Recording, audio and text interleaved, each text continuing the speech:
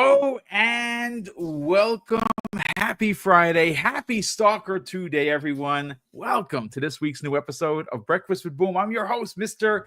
BoomStick XL. And I got to tell you, folks, when you do these Mrs. Boom and I do these big giveaways, I'm stressed to F out the night before because obviously it's usually a lot of money that we're spending. And more importantly than the money spent, that's here nor there, is making sure that we get the prizes out to the peoples. That's the most important thing. And I actually love sleep over it because, again, you want to, you make these contests because we want to give back and you want to make sure that, you give back to the people. Well, for the first time in a very long time, we already have acquired 10 of the Xbox Series X and S codes for Stalker 2. We left the last 5 just in case somebody wins that is outside of the country. We will try and get you a worldwide code for either Series X and S or PC. But we have 10 of the 15 already. So as soon as the show is done, obviously I do ask that if you are one of the winners, to make things super easy for me, because obviously, next week is Thanksgiving and this weekend is just going to be super busy. Get in touch with me as fast as you can via DM, email me, message me on Xbox Live.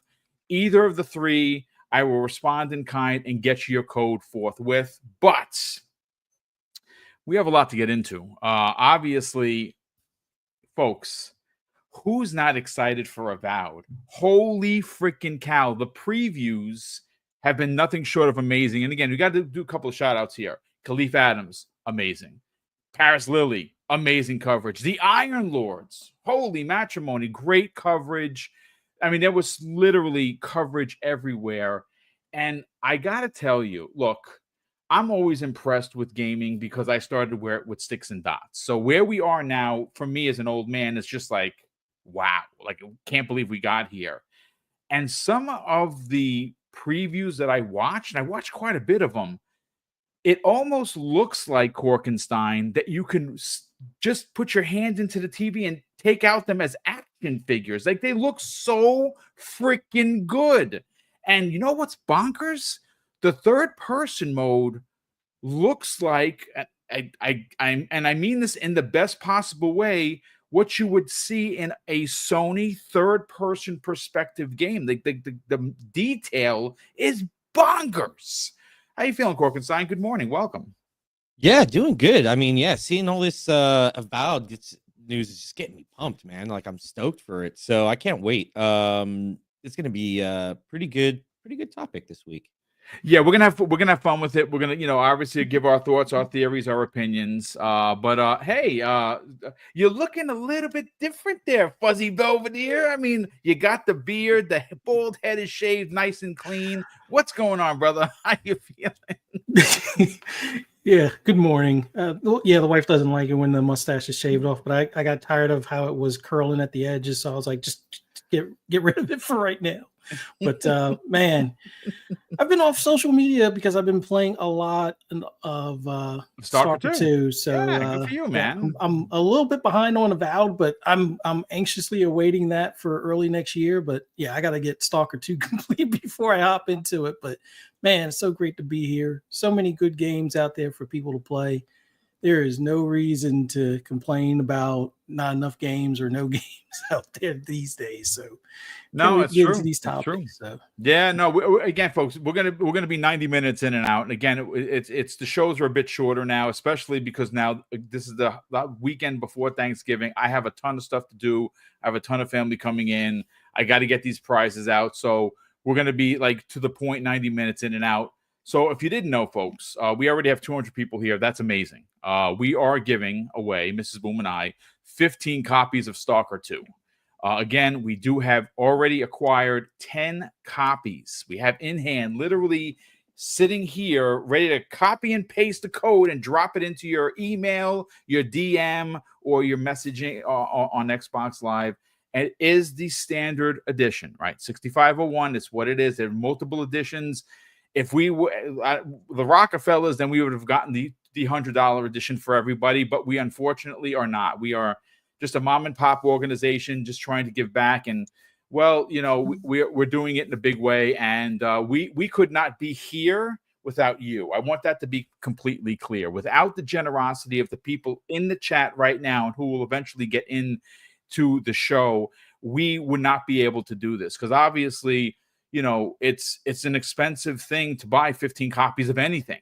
Even if you try and get them at a discount, and it's still, it's a lot of money. So we do this because of the generosity that's poured into us. And we feel that it's not just required. It's something that we, through our hearts, really want to do, is give back as much as we can. And listen, we're helping a developer. We're going to get into. They just made a big announcement this morning. We're going to get into that to open up the show.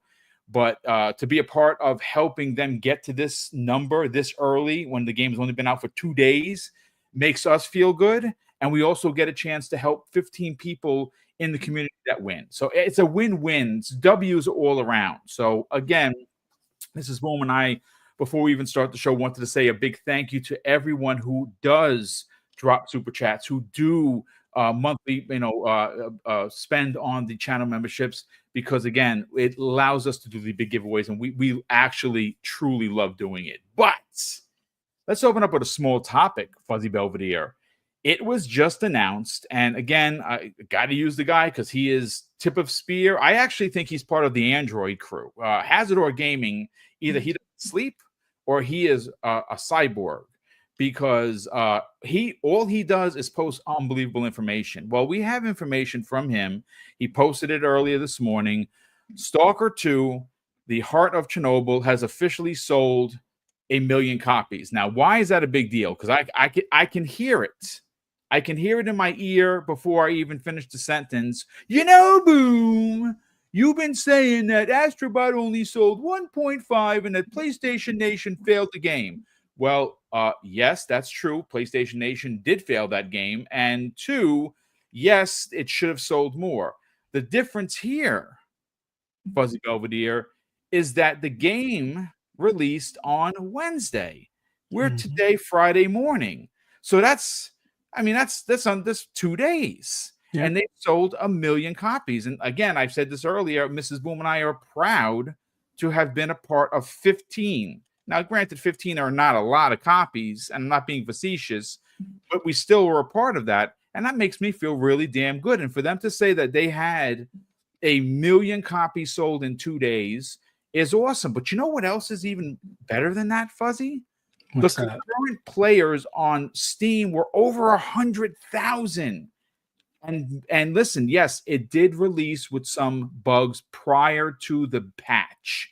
And when I didn't play it, so I didn't get a chance to review it, I'm actually glad I didn't, because, folks, I'm here to tell you, I'm 2 hours in, and my God, I have died 25 freaking times, and mostly at the hands at that thing that's invisible that you meet for the first time. Whatever he's called, he's got an ugly face, and he's killed me at least 20 times. It has been that game is hard. Holy crap, is that game hard? But listen, this is, again, small topic to open up the show. 1 million copies in 2 days. Look, if we're being fair here, ladies and gentlemen, if we really want to get down to the brass tacks, this game should not even be out. You have to understand what this team went through. GSC, a Game World, has been through the ringer. They were originally, listen, you know the story. They were a Ukrainian developer who had to be displaced because of the war with Russia. They didn't ask to be a part of it, but they were a part of it. And some of their team members died in the line of duty. It is a story that's giving me goosebumps. I'm getting a little bit choked up inside because, again, this is heavy emotion, ladies and gentlemen. And the game is here. People are playing the game. People are loving the game. People are screaming to the rafters that this is old school PC gaming at its finest. Honestly, I'm going to play through it, but I'm probably going to drop it down to the easy setting. I at this point, I don't have the time to die 75 times before I get to mission 5. So I'm probably going to dial it down. But let's get your thoughts on the fact that 100,000 plus players concurrent on Steam. That's a really big deal. Obviously, it sold 1 million copies in 2 days, a bigger deal. And more so, this is also an Xbox Game Pass. All of these numbers and these facts, it's pretty amazing. Let's talk about it. Oh yeah, like I guess the biggest thing is people have always said that Game Pass cannibalizes sales, and I guess to some extent maybe that is somewhat true. But given that it sold like 1 million copies in a couple of days, I don't think that this was a title that was going to hit 10 million copies. But if they can get beyond the 1 million, let's say a month or two from now, I think they would have exceeded their expectations, considering everything that they're up against, as well as the style of game. Like, this is your extraction shooter without it really being a multiplayer. Like, if you were to play or look forward to like Escape from Tarkov, but in like single player form, or just basically the original Stalker but updated with modern controls and inventory and things along those lines, this is that game. This gives me the feel in some regards of like a mashup between Metro and the Dark Zone from The Division, but just being a single player. And it's got a like horror element with these mutations or mutated, I call him Squitter, the same one from SpongeBob and stuff, because that's what he reminds me of before you wind up falling over dead, and then you see his face like, oh, a stalker is dead, or the fifth time or something like that type of deal. So yeah, this game is going to be hard, but if you look for the challenge, it is well rewarding. It rewards exploration as long as you have enough radioactive medication and whatnot. Make sure you have the proper supplies to heal and enough bullets to get into a firefight if you have to.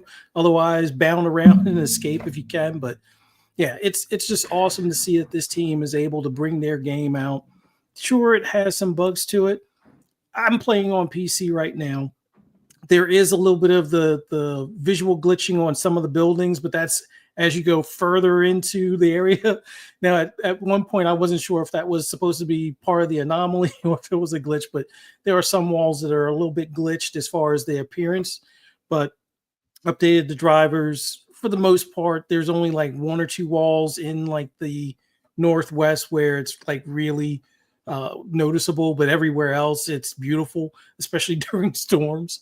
Other than that, I think I had a dead body I picked up to hide, and it left my arms. And then there was another bug I had, but I can't remember what it was right now. But overall, like the amount of hours, I think I'm at like 15 hours at this point. Wow, So, dude, that's great.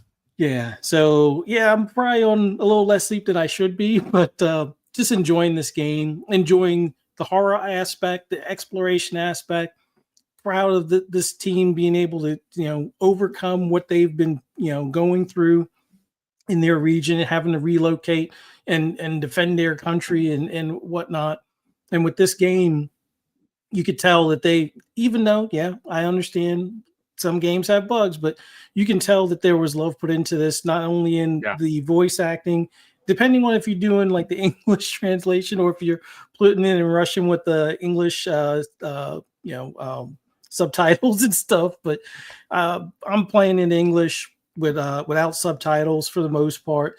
It probably loses some of the translation to some extent, but it's everything that I wanted in like a single player shooter with exploration and loot, and a touch of horror and a large map that it's going to take a while to get used to. And then you got like obstacles that can either shred you or pretty much turn you inside out and stuff like that. But it's for me, it's an awesome game. Awesome that GSC was able to deliver this. Awesome that they were able to get 1 million sales within the first couple of days and 100,000 concurrent players on Steam, which I'm pretty sure there's at least that many on Xbox, because with it being in Game Pass, there's so many that are just giving it a try. But yeah, it's an awesome game. If you haven't tried it, even though it's got some bugs to it, just take your time. Expect to die. Like, I'm not saying it's going to be like like a roguelike or anything along those lines, but you can kind of play it like that if you want, especially with the artifacts that you may stumble across. But yeah, for the most part, this game is everything a looter shooter fan would want in a single player game, with a twisting narrative that, you don't know who to trust or who to stab in the back or who's going to stab you in the back, kind of thing. But yeah, it's a ton of fun. And yeah, I've been so excited about this game that I've yet to touch Flight Sim, which I downloaded. I want to play that too. And I didn't even see anything on social media about Avowed, so I'm kind of have to catch up on that. But man, it's an awesome game, and it's awesome to see that team do so well. They'll get this thing patched up. This will be, in my opinion, this is in better shape than what Cyberpunk was when it was released. Much better shape than what Star Wars Survivor was when it released. But yeah, it's an awesome game. I'm totally enamored with it and can't wait to get back to it.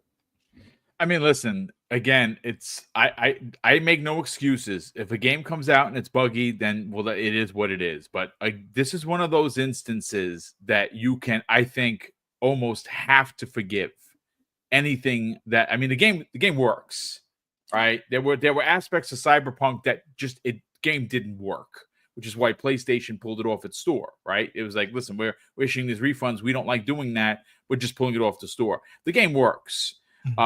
Look, I'm still surprised, Korkenstein, that the game is even here. I know it's been delayed multiple times, but if you just look at what that team has been through and what they continue to go through, I mean, it's a miracle, honestly, that we're playing this game. But again, just going over the numbers, millions sold in 2 days. That's a big deal. And why it's a big deal is because, and we're going to segue into, after we're done talking to you, how Xbox Game Pass is not killing the industry and it's not hurting sales. Sales like Stalker 2. 1 million in 2 days is big, especially when you have it on Xbox Game Pass. Let's get your thoughts on the triumph that is Stalker 2. Yeah, I was able to play just a little bit yesterday. The other day, I was gathering some footage for the show we have coming up. And yeah, I mean, I was at the same thing. All of a sudden, like, this big, ugly monster comes rushing at me, and I'm like, oh, okay. And then it turns invisible, and I'm like, WTF? Like, what just happened? And like, I'm trying to shoot it, and it's running around me. I didn't die, fortunately. I got pretty low health. It's been a while. I can't remember if I played the first Stalker.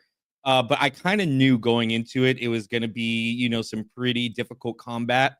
But I mean, it's fine. I guess it's, that's just the way the game is. I'm not going to knock them for it. I think it's great. I think we should have a little bit more games that kind of bring that old school FPS, difficulty kind of to it. And yeah, it looks gorgeous. For one, I'm playing on PC. I haven't been able to play on Xbox yet, but it looks just absolutely gorgeous. And you're right, Boom. This is a game that probably should have had development stopped. The fact it's seeing the light of day during the time, the trials and tribulations these guys have been going through out there in that studio, is nothing short of amazing. And I'm so happy at their success. Yeah, you said 100 or 1 million, right? Or 1 million in 2 days. Yes, officially Jesus. 1 million. Yeah, that is absolutely amazing, and I could see it too.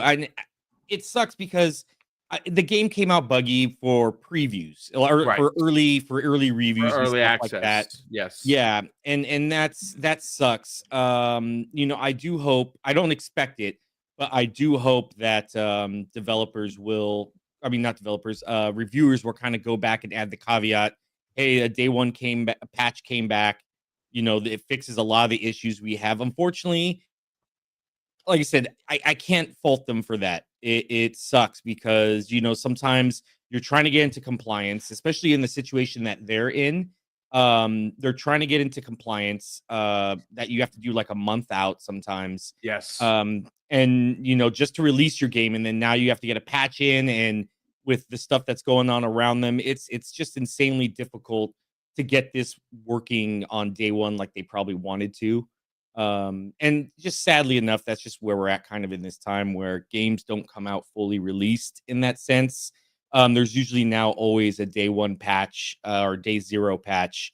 And yeah, in the end, it just kind of affects the game. But I do hope, because of what's going on with them, that reviewers are a little bit more understanding of that. And I'm not saying give them a pass. I'm not saying, hey, but be a little bit more understanding that what they just released patch wise is probably what the game is intended to be. And I mean, I played it pre-patch, and I'm not seeing half the stuff that a lot of people have been claiming or said that happened in their review. So if you do go into it, please, guys, go into it with an open mind. Remember what they're dealing with. In a time where developers need as much support as possible. These developers need it more than anybody else. They got bombs going off and missiles and strikes, and people have died. If you really want to support the industry, these guys are the ones that need your support. I mean, listen, people are going to review how they're going to review. Obviously, like even for instance, Paris Lilly had made mention of it.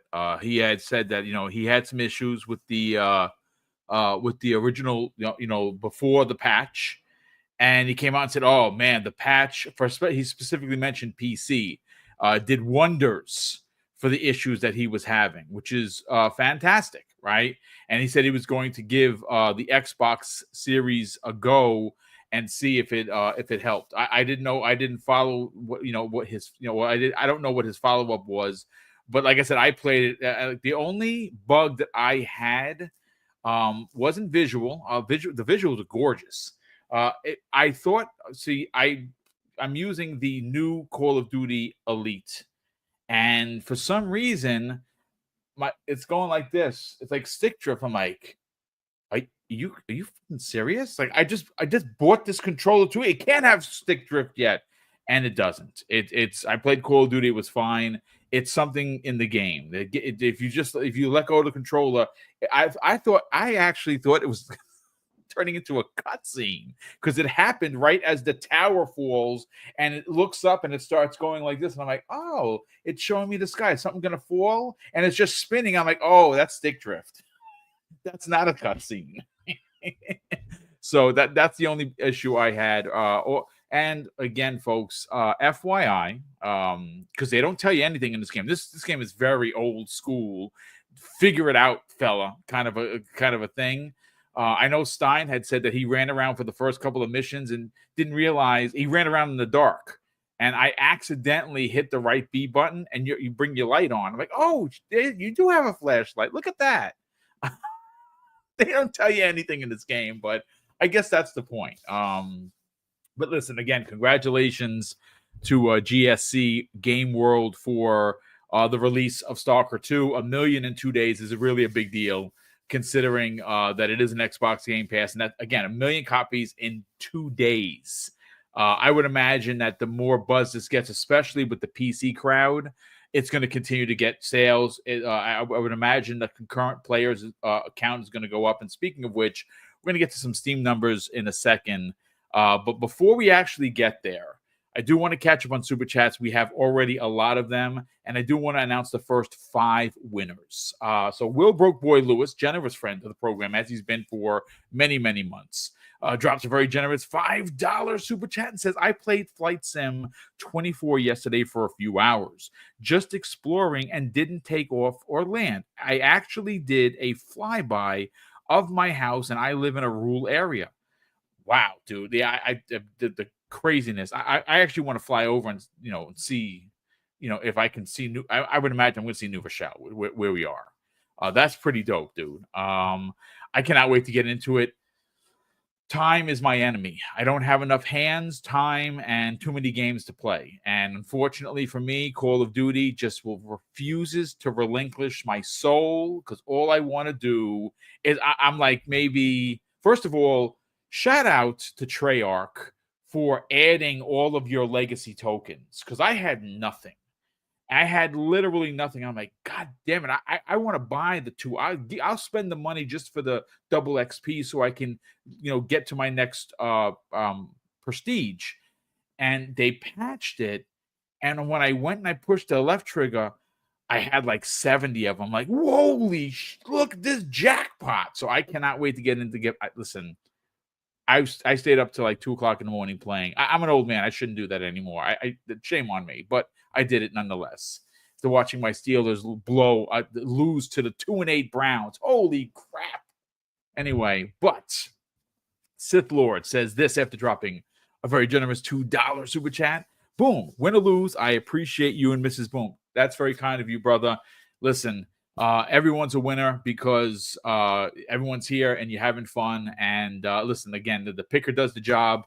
But listen, if you win, I'll get you your code forthwith. But thank you so much for the kind words. Listen, we honestly, we don't feel like giving things back is a chore. I want that to be clear. We do this honestly because we're blessed beyond words. And we're so thankful and so grateful for everything. I mean, you got to remember, this is a mom and pop. I'm a retired New York City police officer. What the hell do I know about video production?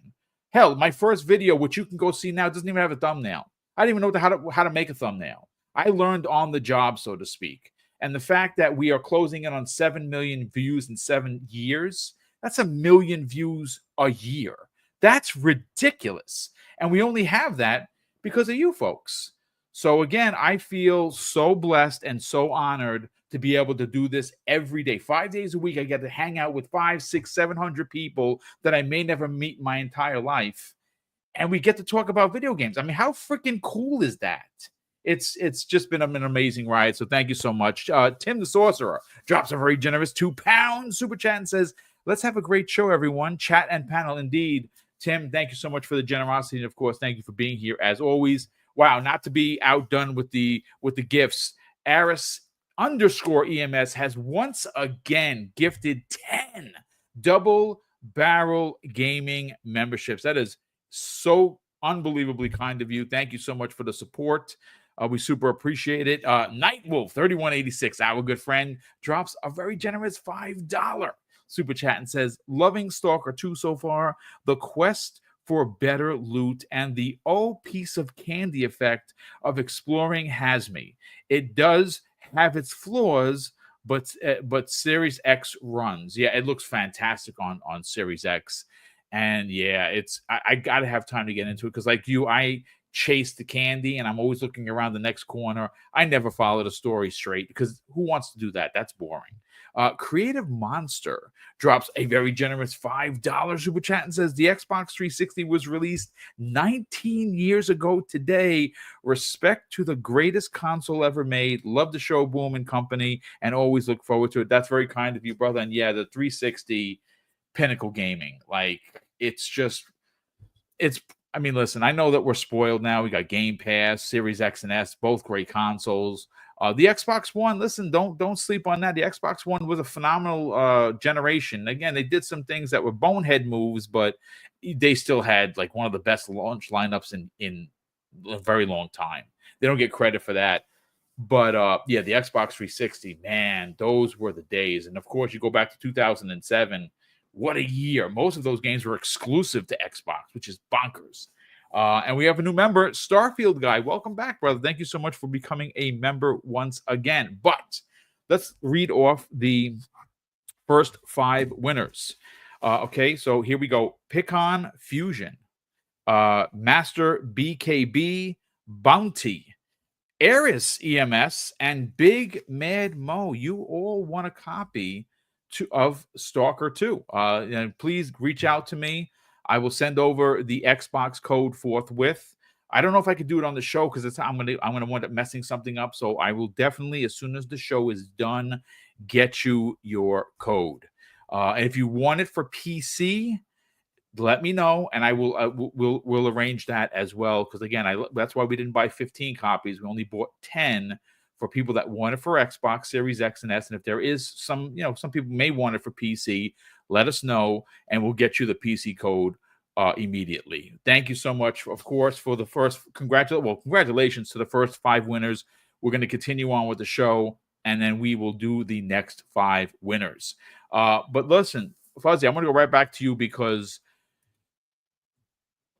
one of the things that we have kept hearing is how Xbox Game Pass is somehow going to hurt the industry.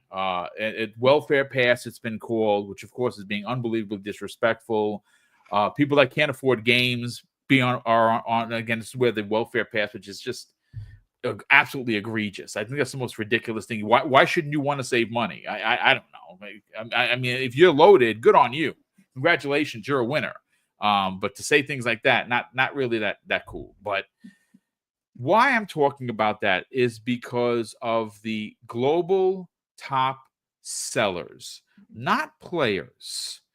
And all three of them are Xbox first-party games that are available day one in Xbox Game Pass. These are the Steam global top sellers. Flight Simulator at number 1, Stalker 2 at number 2, and Call of Duty refuses to get out of the top 3. Fuzzy, this is great for a multitude of reasons. It's great because what it tells people like Amy Hood and Satya Nadella, obviously CFO and CEO, that Xbox Game Pass is something that not only doesn't hurt their investments, but they're going to continue to buy things that are going to eventually be day and date in Game Pass for people like us who play off Game Pass. And there is still a large amount of gamers, especially in PC, which people don't understand how big PC is. I don't want a PC. Even if I had one given to me, I probably wouldn't use it. But these top 3 lets you know that people on Steam are still buying the games outright. These are global top sellers, Fuzzy Belvedere. This is a big deal. Again, not the biggest topic. The big topic of the show was Avowed, because I really want to spend some real time talking about that. That's one of that has skyrocketed to my most anticipated game based on these previews. But let's just talk about the global top sellers. All 3 games available in Game Pass. All 3 games available in multiple services and platforms. And here they are on Steam 1, 2, and 3, all available in Xbox Game Pass. Let's get your thoughts, man. Well, it's one of those things where a lot of people have kind of misread the whole function of Game Pass and what it will do to the industry. I think instead of it being something that winds up killing the industry or takes away from the industry, it's something that is actually helping expand the industry to some extent, mainly because it allows an easier entry point for those that would normally be on the fence. Like, let's not forget, this generation's when games went from $60 to $70 before we even get into tax kind of thing. And while for most of us probably listening, the $10 difference may not be that much of a bother or difference for us, but there's a good bit of people, and the numbers show that where most titles went from like doing 20 million, pretty consistent on some of the bigger AAA titles, to now a lot of them are only hitting between 10 to 12 million on those same titles, with few exceptions. And that $10 extra charge seems like it's kind of killed things to some extent.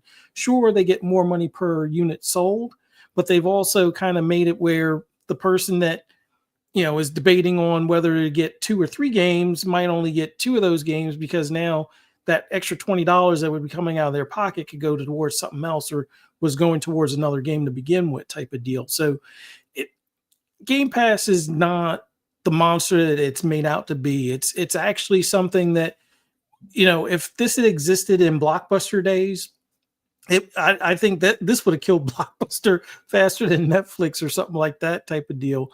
Or maybe it was was it GameFly or something along those lines. But GameFly was another big one. Yeah, I think they still exist, to be honest with you. I don't think they've gone anywhere. Yeah, GameFly's still around. Redbox or whatever, they went bye-bye, but that was because the CEO just didn't. He ran pockets. He ran customer pockets instead of putting money back into the company, kind of thing. But the fact that they have 3 of the top sellers on Steam, or day and date in Game Pass, goes to show that these games are still selling. And if they're basically played by the subscription, and that means Microsoft gets that recurring income, month over month. With each new release that they have, people stay subscribed, they're going to continue to get that monthly income, which then in turn goes back into the service, or at least a portion of it, for like the third party deals that they make for that service. But I don't understand why people badmouth it. It's like it's an option. And unlike most other rental services out there, like your Netflix or other streaming services, I should say, whether it's Netflix or Apple Music and things like that, although you can buy the music separately, but it's not part of the streaming aspect of it, especially when it comes to like any of the TV or movie streaming services. If you had the option to buy, which that still allows people that want to add things to their collection to do so. And you get a discount because you're subscribed within that ecosystem. So you're saving an extra 10 to 15% right off the rip, and even more after several months. So I don't understand why people get mad or upset at an option, especially one in a lot of cases where it's not even on their platform. Like if it was on their platform, I could see them, complaining about it. But if it's not on their preferred platform, then it doesn't have any direct effect on their platform. So it was always weird to me when people on Team Blue would complain about it. And it's like, well, the minute Sony does something similar, you guys are going to champion it or claim that it's the best thing since sliced bread, which when they did the whole PS Plus merging with PS Now, they tried to say, oh, it's better than Game Pass. But it's like, is it though? Because you're not getting your first party stuff in there. And the third party stuff that you're getting in a lot of cases winds up being, a lot of months after it's already been in Game Pass. So I don't know if there's any other way to explain a better value in gaming, where if you are someone that still chooses to own your games, although technically none of us own our games, even with physical copies, you own a license which can expire or not transfer between generations in some instances. And, there's a whole bunch of other digital, rights management stuff that we need to get after these companies about. But that's another topic for another time. But if you want to purchase the games, you can still do so. In fact, you can get a discount on those purchased games. And I always looked at it as if you're like what I used to be, as far as like with budget, if you bought somewhere between 12 to 16 games a year, what you're getting in Microsoft rewards points was definitely paying for your year of Game Pass Ultimate at that point. Now that I do some of the, searches and stuff, yeah, I know Google's a better search than Bing, but you know what? I'm not in the business world anymore. So SEO is not my responsibility. So I can have a little less, rationed search result or something like that, and get some points to, pay to or put towards, Game Pass and things like that. And then still get a discount when I get dual entitlement on a game where I can play it on my console and on my PC, which I think that's the biggest thing that people forget with a lot of the titles that are in there, even some third parties that are in there. You're getting dual entitlement, which that's something that only seems like Xbox is willing to do at this point in time. And it'd be nice if the other platforms did the same. But, Game Pass as a industry, part of the industry, I think it allows more people to get into gaming that were on the fence or would have left the scene and just stay with retro or what they already owned. And it makes it a lot more affordable for them to still play current games when the rest of the gaming space is playing that same game and having those same discussions, so they can be part of the discussion as well. So I don't see a problem with it. I don't care how much money you have. It's always great to save money. You're not paying, like if you're the type of person that's willing to pay openly for the upcharges on a car, God bless you, because that ain't me. If you've never used a coupon in your life when you go grocery shopping, that couldn't be me either. I'm sorry. But yeah, it's different, strokes for different folks type of thing. If you're for paying full price or above, I'm not going to shame you on it, but don't shame people that are looking to save their money and put whatever money they save either back in their pocket or into other hobbies or things that they need. And that's what it really comes down to, at least for me in my household. Yeah, I mean, listen, it's again, when you bring it down to the bare conversation, it's a big deal because people are still buying the games. Now, look, I've said this before. Having Xbox Game Pass Korkenstein lets me buy games on PS5, like Astro, like others that are not going to be in the service, right? I just got for the PlayStation 4 the Marvel vs. Capcom collection, right? That just got delivered. That's freaking awesome. I'm gonna be able to play it on my PS5. I already got it for the Switch. When it comes out next year for Xbox, I'm buying it again. I'm gonna buy it on all the platforms because it lets Capcom know that people on Xbox buy games, which is great, and I want more of those collections. I'm an old school cat that played these games in the arcade, and yes, I'm that old. I used to go to an arcade almost every weekend, and it was freaking awesome. That's where I like being. But this is again, it just makes, as an Xbox Game Pass subscriber, know and tell the powers that be that, hey, you can put big games like Call of Duty and Flight Sim and Stalker 2 into your service. You can get people to subscribe to do exactly that. Play those games via the service, just like you would watch an exclusive show on Hulu or Netflix or Paramount or Peacock, whatever your flavor is. Maybe you watch all of them. The one of the greatest services that my wife and I got this year was a streaming app called Viki. It has all Asian content, which is amazing. That anime, K dramas. That's what we watch. It's our thing. It's what we watch together. And $10 a month or $100 for the year, and we have watched it to the point where we have gotten our money so worth it in just the last couple of months. Game Pass is like that, but if you just look at these sales numbers, if you look at position 1, 2, and 3 on Steam, people still want to buy their games. People still want to, quote unquote, own their games, right? Korkenstein, this is a really, really big deal. And even more so, freaking Black Ops, which you see on your screen, just refuses to go away. I have a strong suspicion that it's probably going to be the best-selling game of the year. I think that's easy to equate just based on some of the numbers we already know. But let's get your thoughts on Xbox first-party IP in the positions 1, 2, and 3 on Steam. That's a freaking big deal. It really is. It's just, I don't know how many times everybody, in the Xbox community and on these podcasts has to say that Game Pass is such an amazing deal in gaming, that it doesn't cannibalize sales, that it's not killing the industry. We've said it for years and years and years, and it's always the same things. We always have this. Even Phil has said it boosts sales, and actually people spend more with Game Pass. It's called the halo effect. There's no pun intended there. It's literally people feel that they're saving money on a game, or they're saving money in a service, so they feel more free to spend more in that service.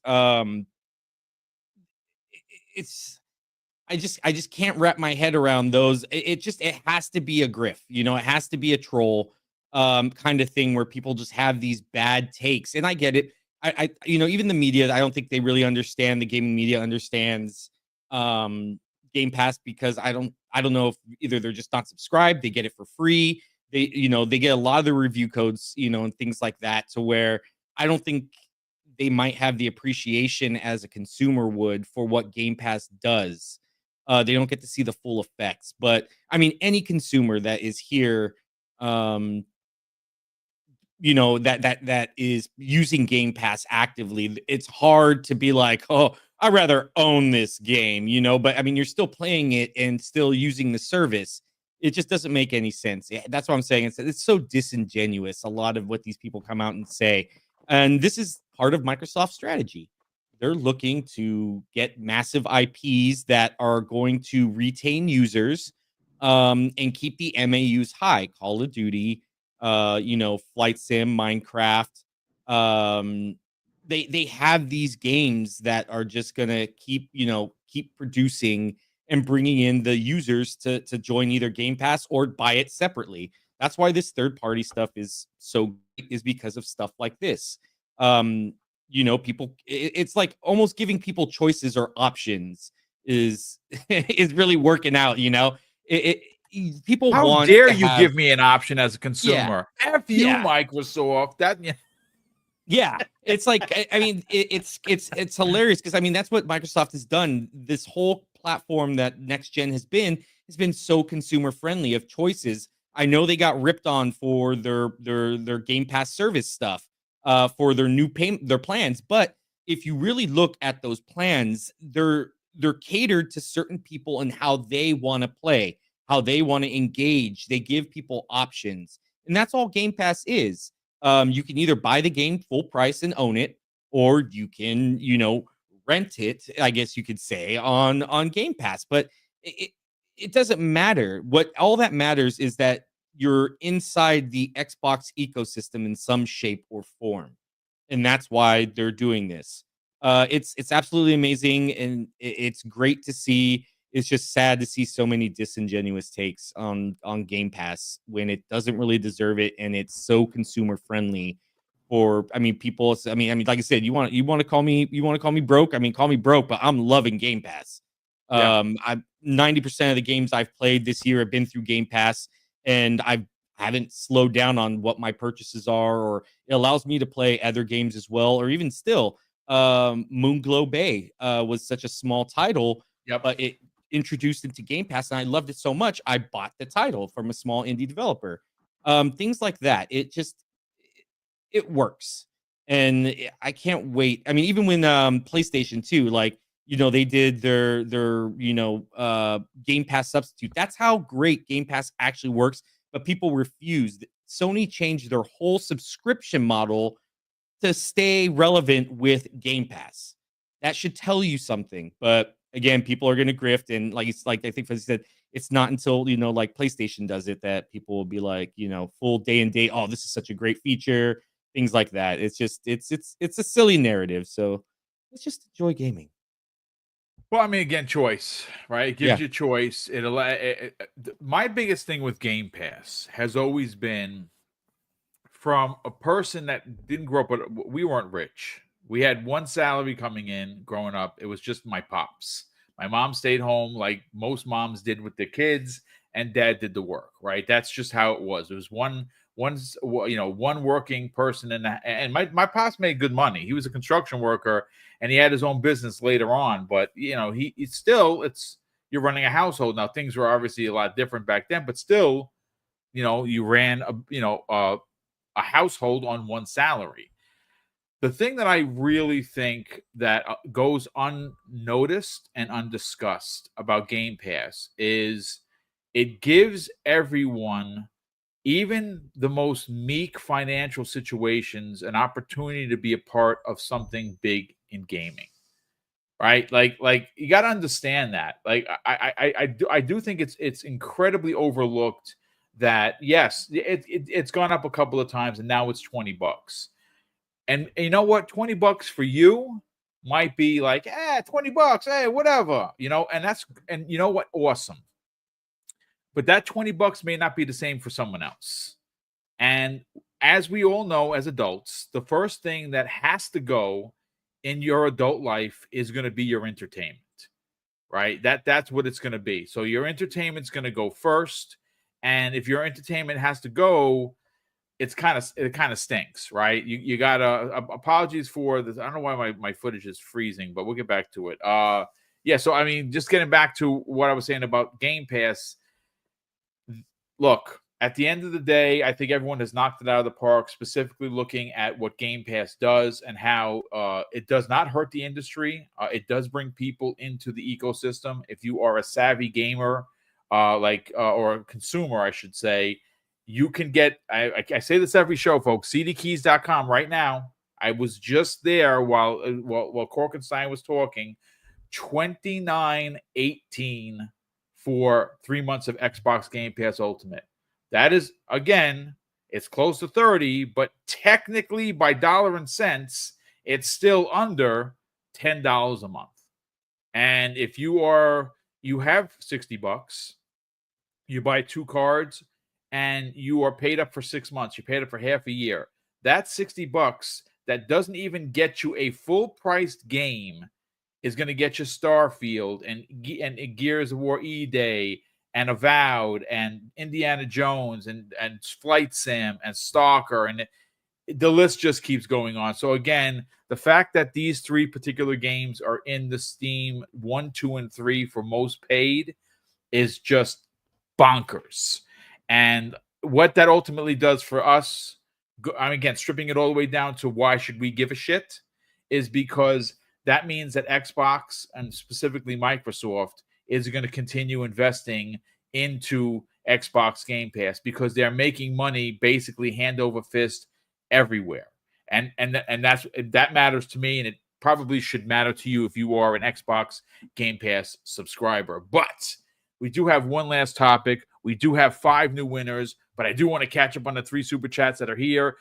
Smokey, welcome back, brother. Nice to see you as always. He is dropped a very generous $20 super chat. And he goes on to say, here is my contribution towards the search efforts for the mysterious missing mustache of the half-fuzzy Belvedere. That's great. You know what? We will let you know if we find that stash. You know what? I'm going to be honest with you. Klaus, who's running around on the screen, I'm using him. He has a mustache. Maybe he stole it. Maybe he took Fuzzy Belvedere's mustache. I find that very odd that it's on an Android, but listen, it works. Element OPO has been a channel member for 32 months. Thank you so much for the ridiculous support, brother. Great to have you here as always. He says, would be nice if consoles would be the test beds for new types of GPUs and new features, then a year later make that GPU equivalent to PC for purchase. I mean, and that's not I think it would probably maybe work a little bit better if it was the other way around, because obviously PC is such a big market and people build their own stuff.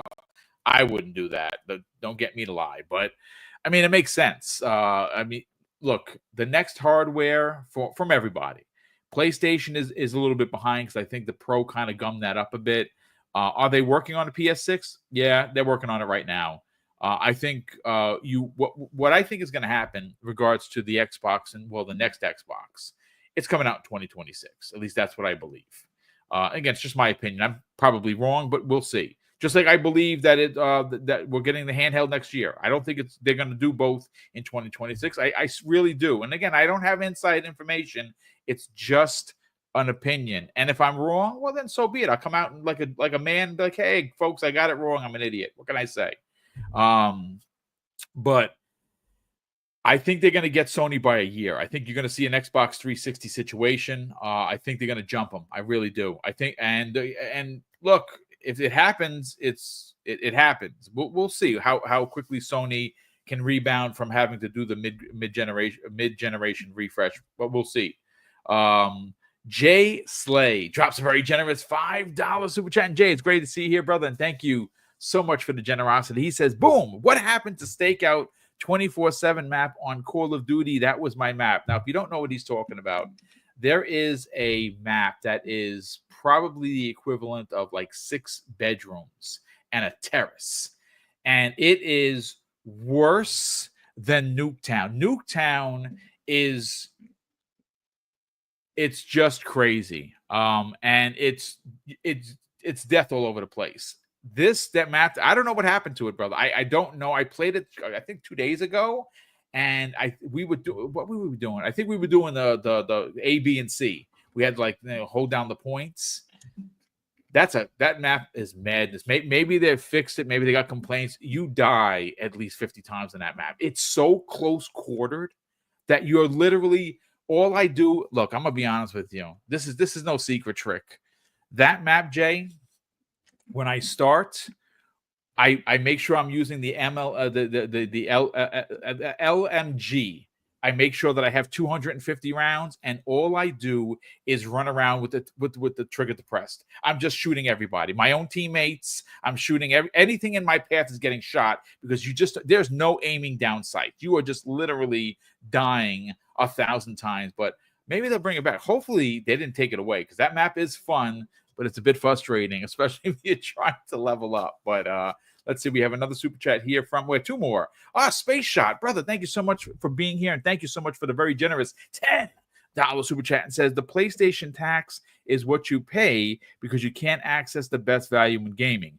Microsoft and publishers get revenue either way. Thanks, Boom, Mrs. Boom, for supporting GSC. They've been through hell. Yeah, I mean, listen, we're not rich, and we honestly do take the super chats after Google gets their 30% of both the super chats and the channel memberships, and we do tuck it away for these big giveaways. We announced this last year. If you remember, it was supposed to happen, I think, in September of last year. And of course, we made the announcement. Hell, I made a commercial, as you can see, that I've been posting. And I built that from scratch. And we said we were going to do it. So here we are. We're giving away 15 copies. But thank you for the kind words. And, of course, thank you for the generosity. Andre Doyle drops a very generous $2 super chat and says, mutated rats and boars are creepy in Stalker 2. Yeah, I heard the snorting of the boar was one of the first things I'm like, it's dark. I don't see anything. What is happening? My screen is turning blood red. I'm running and jumping on, trying to get on top of a tractor. It was a nightmare, but I did kill it at least. LMNOPO drops a very generous $5 super chat and says, Sony wants that Pro to last 10 years, man. Maybe a handheld comes instead. I mean, they just did an update to the Portal, which is phenomenal. You can play your PlayStation 5 games. I think you could play via what's on PSN, if I'm not mistaken. I didn't get a chance to read it. It's just been a busy week, but I know that everyone that I've talked to about it says, yeah, this is the update that they actually needed and wanted, and now it makes the Portal worth its price of admission. It's not just linked to your box. You can actually play stuff. You can't download stuff from it. It's still via the cloud, but it's still something that they needed to do, and I'm glad that they did it. But listen, before we get into the last topic, this is the big one, folks, because I'm super excited to talk about Avowed. Let's get to the next 5 winners of Stalker 2 for the Xbox Series X, or of course, there's going to be a few people. If you want it on PC, just let me know, and we will, deliver. Andy Drumming, Nightwolf 3186, Abdel 114, Torino Johnson, and Isaac Hayes 85. You all won a copy of Stalker 2, courtesy of Mr. and Mrs. Boomstick. And of course, thanks to the community for allowing us to do this by donating to the channel. So again, I will read all the names at the end. We have 10 so far. We got 5 to go. I just put the hashtag back in there, folks.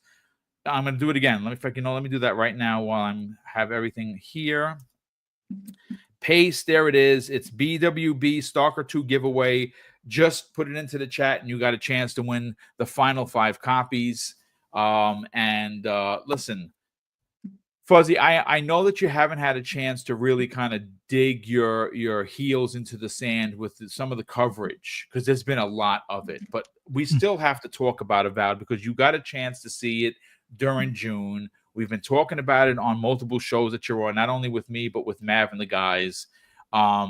This preview showed off freaking phenomenally. I mean, like I said, if you look at the characters, they're so detailed.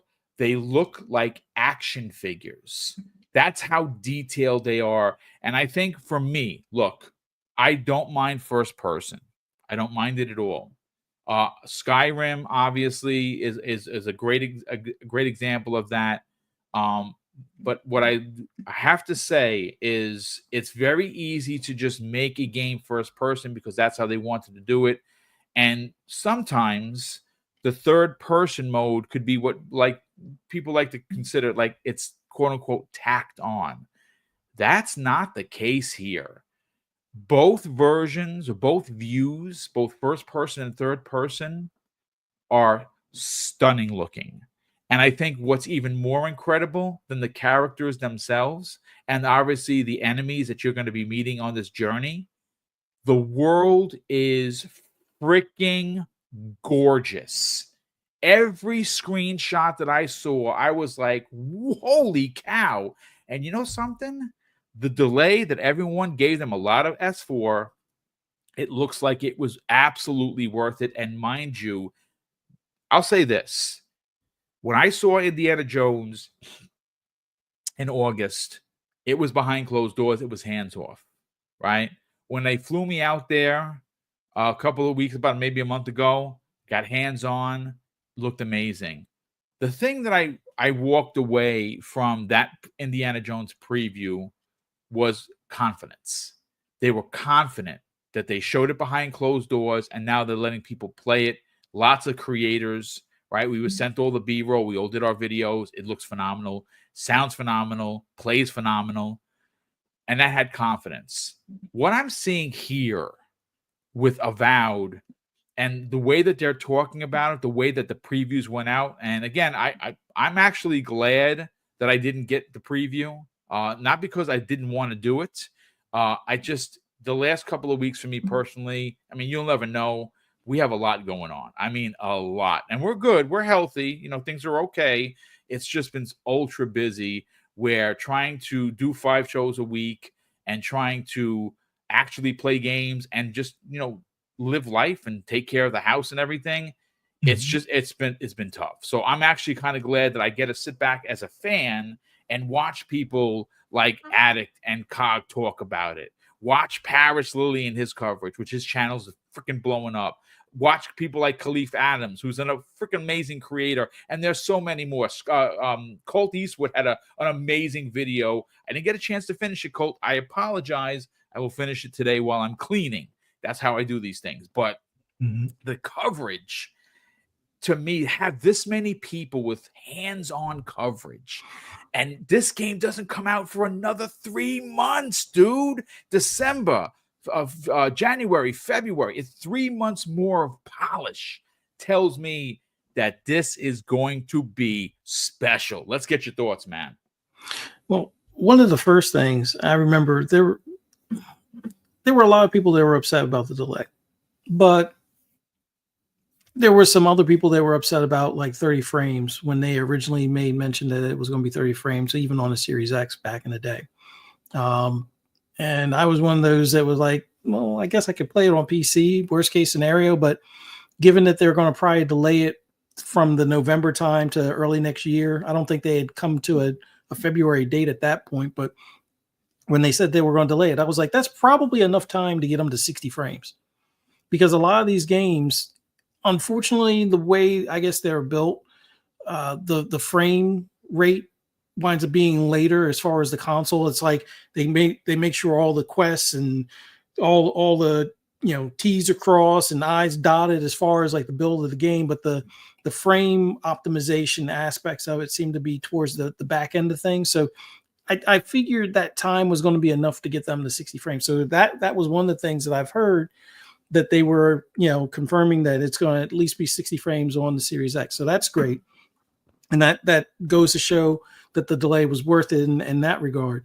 But like the screenshots I saw of third person, and that's probably the biggest thing. Like, even though I like the hand gestures as far as like when you're doing some of the spells, the elemental spells and things like that, it looks cool in first person, much like what was that game? Ghostwire Tokyo to some extent.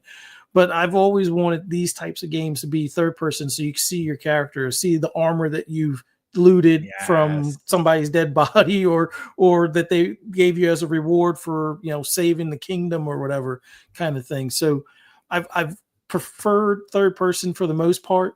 There are certain exceptions, like I'm enjoying Stalker in first person, but it'd be cool if it was third person as well. But this game here, at least the shots that I've seen in our DMs, as far as the stills of the third person, has me excited for it. The fact that you can see the elemental effect on the sword, and you can see like how the wind is blowing the not really the cape, but like the shawl and whatnot that you're wearing. So I was already pleased with the detail I saw when they showed it its last time. What was that? I guess it was November or maybe prior to November.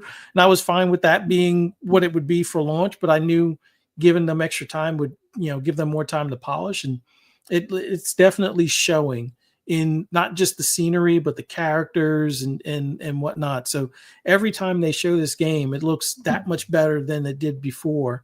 And I can't wait to play it come February, although I got to definitely clear out some of the backlog leading up to it. But I've been excited for this game. Love how Obsidian, does their RPGs. Like I think I made mention on Monday where it was like the Fractured But Whole South Park game. By the way, an amazing game. A Yeah. freaking amazing game, by the way.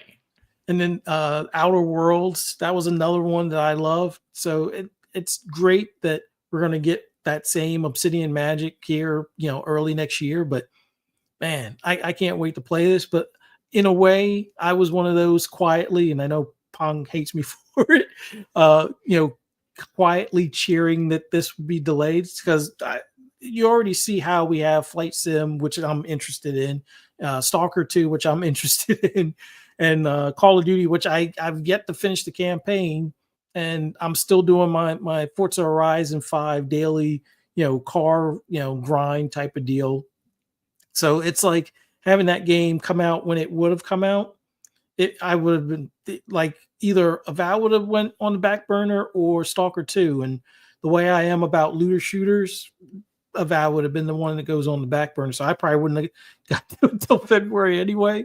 But yeah, just from the stills I've seen, I haven't seen the video from the recent interview or any of the updated shots and the hands-on footage and stuff like that. But the stills from that alone has me excited. And I can't wait until February next year. So got to hurry up and finish some more games before I can get to it. Well, you have plenty of time. You got 3 months, obviously. Yeah. I don't know what else you're playing. Me, I can't. I'm what 3 games? I'm still playing Vampire Survivors. I can't get away from that. That's like mad addicting. Call of Duty is another one which I just don't want to play. Whenever I'm not playing it, I'm thinking about playing it. I've never been this invested in a Call of Duty multiplayer.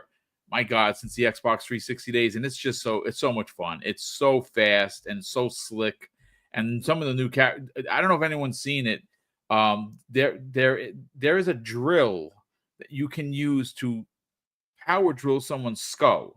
And you can run around with a baseball bat, you can run around with the knife, and now they have a drill. I don't have it yet, but that is freaking wild. But listen, again, folks, thank you so much for being here. Over 500 people here already, which is awesome. If you're here, please consider hitting the like button. We would definitely and greatly appreciate that. I did throw the hashtag back into the chat, please. So, before I do the next 5 picks, I want to get as many people in there so you get a good shot. I think we're up to 110 entries, which is awesome. Keep putting it out there, folks. Do the hashtag. Like I'm going to drop it in there again one more time. This will be the last time I drop it. Did I put it in there? Let's see. Hold on. That's okay. I'll find it and drop it again. But yeah, it's hashtag BWB giveaway. It's hashtag BWB Stalker 2 giveaway. Yeah, there it is. Thank you so much, Sin, for throwing it in there, and Markman 05. Yeah, please throw it in there so we can get the last 5 towards the end of the show, and then we'll read every winner, and then we'll get everyone out of here. But Korkenstein, let's talk about the Avowed preview. This game looks like it's a winner. Obviously, first of all, shout out to Shinobi 702. He did a write-up. I sent it to you guys. It's basically like a book he wrote, and it breaks down everything that they showed at the preview because I believe they gave him the preview as well. And the listing is just it's incredible. There's so much there. I did see a negative review where someone was angry that you couldn't steal. Like there's I think the article says something like there's no thievery in Avowed, and do you know why? Because it's not there. And I'm like, wow, like that's what you're going with? That's your freaking complaint because you don't want to. Was okay, I guess. I guess people want to be, scumbags and just want to rob everybody. But you kill somebody then, and then take the stuff off their dead body. There you go. You're a murderer and a robber too. Everybody wins, right? I guess. Cork and Sign. I want to get your thoughts on this because, man, I thought the game looked good when we saw it originally, but some of the previews that I've personally seen, and again, I've already mentioned the creators, man, it looks really freaking good. What are your thoughts on it, man? Yeah, it looks awesome. Like I said before, I was running a little late because I was watching one of the previews from Fextra Life, and yeah, it just looks solid. It looks great. I mean, this is what happens when you let developers cook. You let them get the time that they need to go back. I know people were like, "Oh, it's there was different narratives that people ran with," but now we see the proof in the pudding. It just looks absolutely amazing. It looks to be very heavy wizardy kind of builds, which is just going to make it just look absolutely magical, literally, because of like all the spells I was watching. Yeah, he was running around with like the wand and just like shooting off spell after spell with like a bow. It just looks fluid. I haven't been able to catch up with it yet. Like I said, I've been insanely busy with work. Has it been announced at 60, or do we still not know? I have the quote. You know what? Let me go into our DM for a second because I have a quote from the producer. Where is it? Bloody Yeah, H. sorry, I just haven't been No, able no, no, to it's fine. Okay, so I catch got it. up with Yeah. work. So this comes away of Clobriel, incredible content creator on Twitter. Basically, he has a quote here. Carrie Patel on Avowed. Now she is running the show for Obsidian regarding this game. She says this. I want to clarify. 30 FPS on Series X is not our target. We will hit that at the very least. We are fully into performance optimization and we want to fully deliver a beautiful world that at the best frame rate we possibly can. And we're working on that right now. I Okay. mean, is she saying it's going to be 60 at launch? I mean, depending on whether your glass is half full or half empty. Now, my glass is always half full. So I'm thinking that, well, she wouldn't say this unless they were close and they still have 3 months. So I think they're going to hit 60. I think there is going to be a performance mode. It may be 60, 1440p on the Series X because this game is chugging. It's a lot going on. So if they were able to get it at 1440p, 60 FPS, that's awesome. And I'll play it. And I'll enjoy it. I'm a bit of a graphics whore, so I don't mind 30. I might just go with 30 for the 4K. That's just me. But I have to see how it plays. But there's your answer. Yeah, it all depends on how it's going to play, and you really won't know until you get the game in your Yep. hand. This isn't a competitive shooter, so if it doesn't have 60, it's not the end of the world. From what we saw, the combat looks fluid as is, even if it is at 30. I'm not a big, it has to be 60 frames per second kind of guy.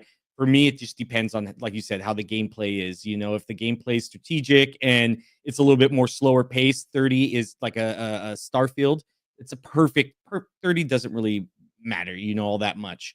A game like you're showing right now, Call of Duty, where every frame counts, then yeah, So I hope it's 60, but if it's 30, it's not a big deal to me. It looks absolutely gorgeous where it's at. I guess my co-host Goldshell, he said, I guess he sees a lot of references of Pillars of Eternity 1 and 2, which I guess this is a sequel of. It's in the same. It's in the Living Lands. I've personally never played Pillars 1 and 2. It's an ARPG, so it's not really my bag.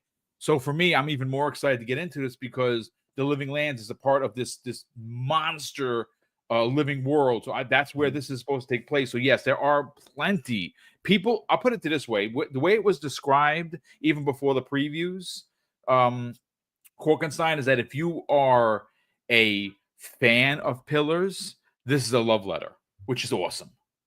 Yeah, that's kind of how he's describing it. It looks really awesome. I'm with you. I've never played a Pillars of Eternity game. Unfortunately, you guys can throw the virtual tomatoes at me and boom if you guys like. But yeah, but if this game's awesome, I know they're two different. I've been familiar with it. It has that like that isometric view, right, and stuff like that. So I'm familiar with the titles. But if Avowed kicks for me, then I'm just I'll dive into that world. Yeah, there we go. There's Jagger. Already throwing the tomatoes.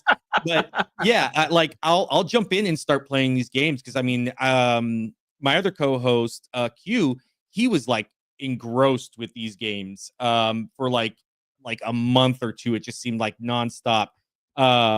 He's but I mean they've actually loved these games. So Yeah. it looks good. I did see that it looks like it's not fully open world, which is cool. It looks like it's more instant, so they're gonna have like maybe I don't know if it's biomes or not. I think they only got to see one like section of like the open world part. There's multiple biomes. Yeah, there's Yeah. one in the snow. There's one in the forest. There's one that's like in a rock village. Yeah, Mhm. you're gonna be here, there, and everywhere. Which is cool. And he said even like the previews I was watching that there's so much to explore in that world with the why so serious has canned tomatoes.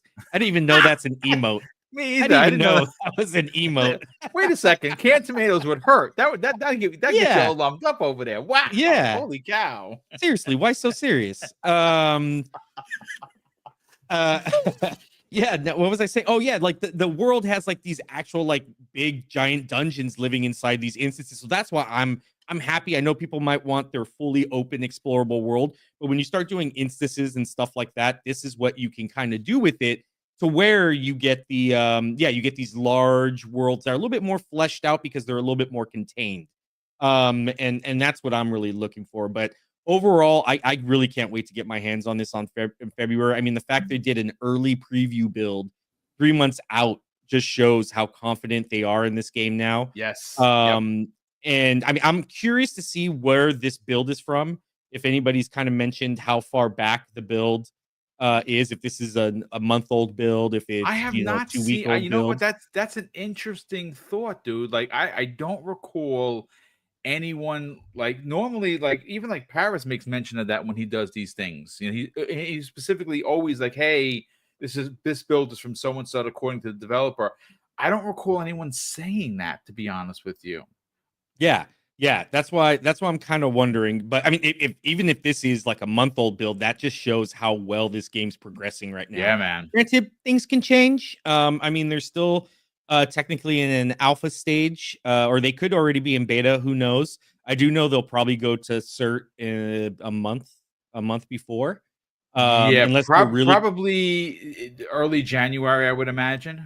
Yeah, unless they're really cutting it down to the wire and they're trying to push, that really 60 frames per second, really trying to get to the wire. Maybe they could do 3 weeks to 2 weeks. That's really cutting it. Sometimes it takes 2 weeks to get through certification. Just depends on how backlogged everything is. I'm sure Microsoft would probably push it through theirs a lot faster and put all hands on it. So it could come out sooner than later, but they still have to get everything to print for if it's coming out as a physical title, things like that, all the logistics. I'm boring people with that, but yeah, I'm curious to see exactly when this build is from. But even if it's like I said, yeah, a month ago, or it just looks fully fleshed out. So kudos, well done. Obsidian and Xbox getting this into gamers' hands. I mean, who would have thought people were going to get a random preview build 3 months before Avowed came out? I mean, look, I'll say this. Yes, the previews look amazing. I cannot wait to play this game. It's one of my most anticipated now of 2025. But you got to admit, man, Xbox has been hitting on all cylinders. The last couple of weeks, you had the South of Midnight developer direct, mini direct. You had the Indiana Jones on that Monday, South of Midnight Tuesday. The previews went out here. I mean, I think going into 2020, closing out the 24 campaign with Indiana Jones and then jumping right into another major pair of games, because again, there's a rumor floating around that South of Midnight is going to potentially get its release date at the Game Awards. At least that's what I read. I've read that online. I don't have inside connection, so I don't know for sure, but it makes sense, right? It makes sense. They showed a lot of the game That would be, I mean, that would be a pretty solid trio if you don't count Stalker 2, if you don't count Flight Sim, and a few others. If you just go like, hey, December is Indiana Jones, February is Avowed. Potentially, again, one of the things I think Will Broke Boy Lewis had broke the story about, he had pre-ordered the collector's edition and it said April something. I think April 13th, if I remember correctly. So you'd have February, you have a down month, for March, and then April, boom, here's your South of Midnight. Wow, that would be a trio and a big win for Xbox for sure. But let me just read off the 5 winners, and then we're going to get everyone out of here, folks, because again, 90-minute show. Fuzzy's got to get on out of here. He's got something to do. I got a ton of stuff to do. I mean, like I said, you don't see the house. It's a wreck. I have to put everything back together, and it's just been one of those last 2 weeks has been just madness for me. But listen, I love doing this. I love being here with you guys and gals, and I can't thank you enough for the ridiculous support. So here are the next 5 winners. Greg K, Thunderdome Gaming Society, Verg-based Brizzle, and Joe Dunmore. Wait a second, that's only 4. Whoa, oh, okay. So let me just do a quick run, and let me just bring it up. Hold, give me a second, and let me just do this. Okay, here's the picker. All right, it's in there. We got 117 people. That's awesome. Thank you. Scott Gamer Dude is the 5th winner of the 3rd round of winners. Scott, what's going on, brother? I see you in there. Scott Gamer Dude, you are the final winner of the 15 copy giveaway. So again, folks, here we go. I'm going to read all 15 winners off. You're not going to lose your prize if you don't get back to me today. We'll hold it for at least the first couple of days of next week. The quicker you can get me your information or reach out to me, I have 10 codes literally ready to copy and paste into Xbox Live messages, DMs, or emails. Either way, my email is at the About page of the channel. Again, everyone knows my first and last name. It's not a secret. That's the business email. I am who I am. So again, here we go, folks. I'm going to read it. I'm going to read it verbatim. The 15 winners of the Stalker 2 giveaway: Pecan Fusion, Master BKB, Bounty BOUNTI, Eris _EMS, and Big Mad Mo. We also have here Andy Drumming, Nightwolf 3186, Abdel 114, Torino Johnson, Isaac Hayes 85, and we have Greg K, Thunderdome Gaming Society, Verg-based Brizzle, Joe Dunmore, and Scott Gamer Dude. Congratulations, everybody. And you know something? I'm at ease. I got 10 codes already. To get 5 more, not that big of a deal. The stress is gone. It is the most stressless freaking giveaway we've ever done. And listen, we just think that we just trying to get ahead of everything, because obviously the holiday is next week for us here in the States. Congratulations to everybody. A big thank you to everyone that was here in the chat. This was awesome. Lots of really good topics, lots of fun conversation.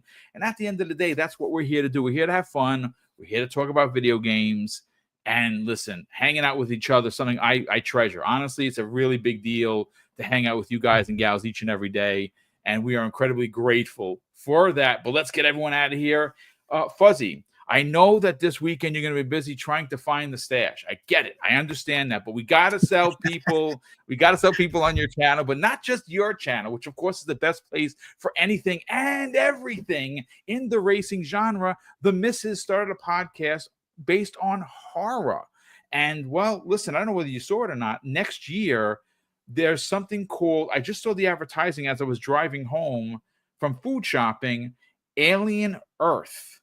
And it's about Alien, like the Alien versus Predator Alien. That's coming to Hulu. Holy shit, what? Are you kidding me? It's going to be a show? So maybe they talk about that. Maybe they don't. I don't know. But they do have a horror podcast that happens Friday evenings. I don't think it's happening today because they're going to be busy, but it's called Fright Night with Ferocious Fee.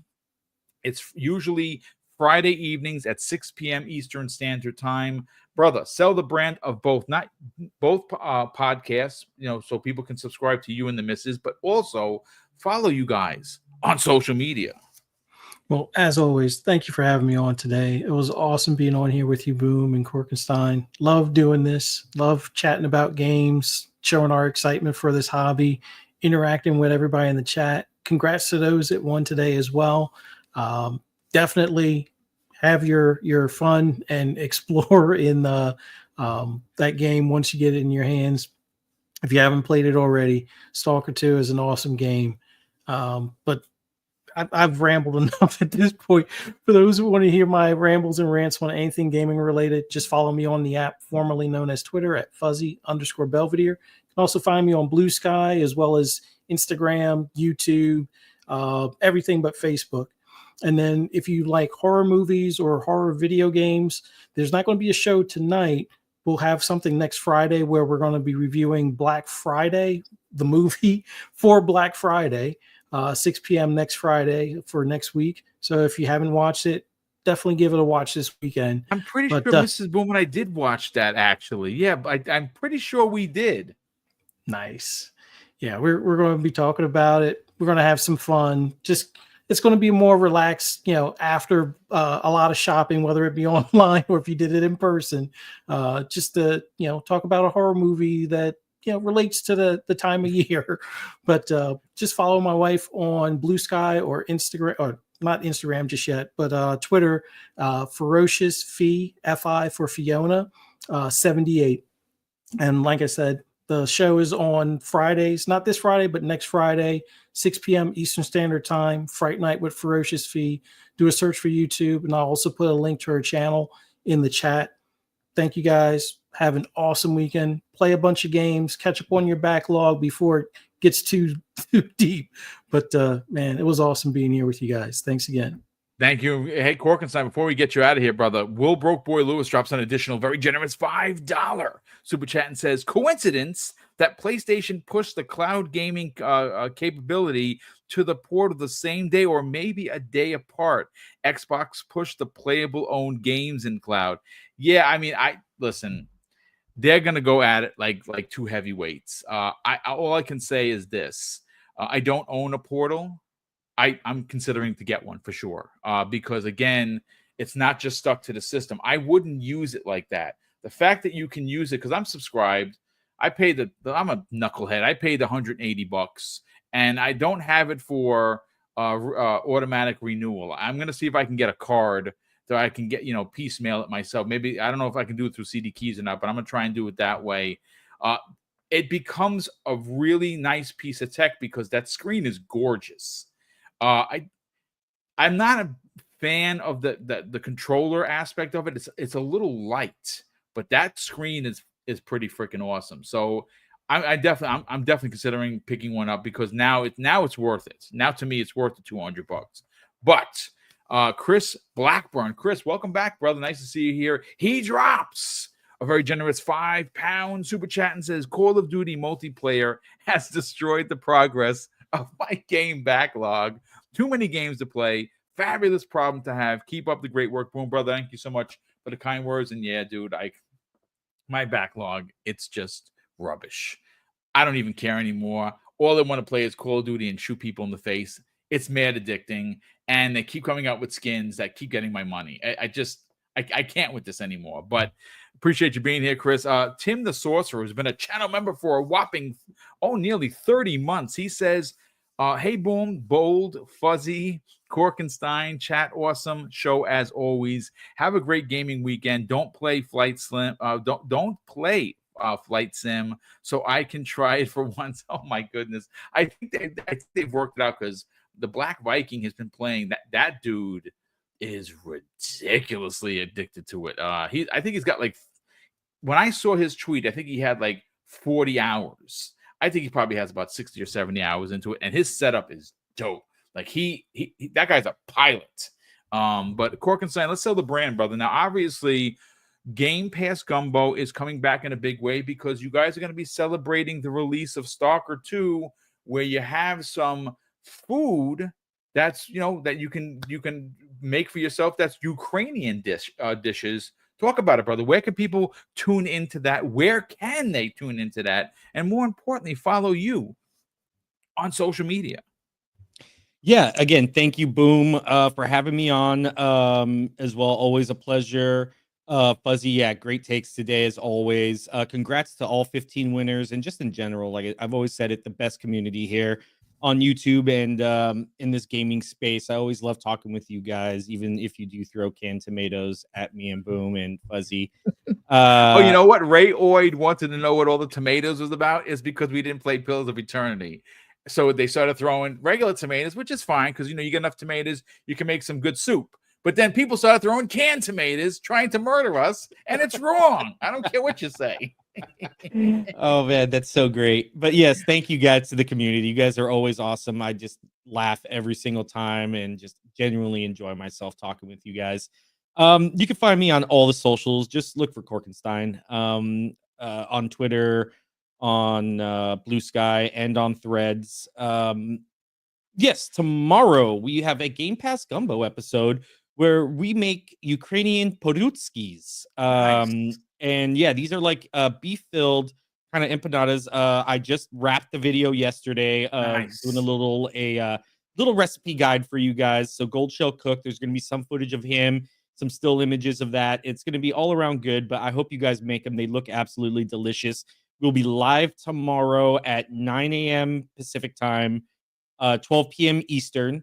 And yeah, we're just going to talk about everything about Avowed, the TGA nominations, just kind of catch up the last 2 weeks that we haven't been able to do a show, 2 weeks, 3 weeks. And then we'll show you how to cook some German porutskis and talk about Stalker 2. So please join us tomorrow. It'd be greatly appreciated. Well, listen, again, folks, thank you so much, Corkenstein, for being here. Looking forward to definitely checking that out. And again, if you don't know what he's talking about, any of my fellow Spanish brethrens and sisterins here, it's like empanadillas, like my abuela used to make, and she made them from scratch. They melted in your mouth. Listen, the food, delicious food from multiple cultures is always awesome. And this is pretty cool. I think this is such a unique spin on podcasting, right? It's Game Pass talk, but it's with cooking and with recipes. Freaking awesome stuff, Corkenstein. Glad that you are doing that, and of course, glad that you guys are part of this show each and every Friday morning. Again, folks, thank you so much for being here. Congratulations once again to the winners, and I will read it one last time before we get out of here. Verg, I just saw your message, brother. I'm going to send, as soon as the show is done and it's wrapped, I'm going to send you over your code. These are the 15 winners. Once again, Pecan Fusion, however you say it. Master BKB, Bounty, Eris _EMS, Big Mad Mo, Andy Drumming, Nightwolf 3186, Abdel 114, Torino Johnson, Isaac Hayes 85, Greg K, Thunderdome Gaming Society, Verg-based Brizzle, which of course I just mentioned, Joe Dunmore, and Scott Gamer Dude. You all won a copy of Stalker 2. Now, if you are someone that wants it for PC, it is not a problem. We're limited with the PC codes. I can give up to 5. Everything else is on Xbox because that's what Mrs. Boom and I were able to get. We have 10 codes for Xbox Series X and S ready to go, literally waiting here just to get the messages and drop it in, and then you go and you own the game. Of course, we want to thank you, everyone, all the super chats, and of course, Berg just dropped a $2 super chat, basically saying that he messaged me, and of course, I'm going to get you that code as soon as we're done here. Thank you, everyone, for the generosity through the super chats, through the channel memberships, and of course, we're going to close out the show with something that's incredibly important to me, folks. Hopefully, one day it'll be important to you, and that's something that my dad taught us when we were kids. And he would say, "Craig, treat others how you want to be treated. And also, it doesn't cost anything to be nice. You live by those rules, son. I can guarantee you're going to have an awesome day." So take care, everyone. And we'll see you next week on the newest episode of Breakfast with Boom.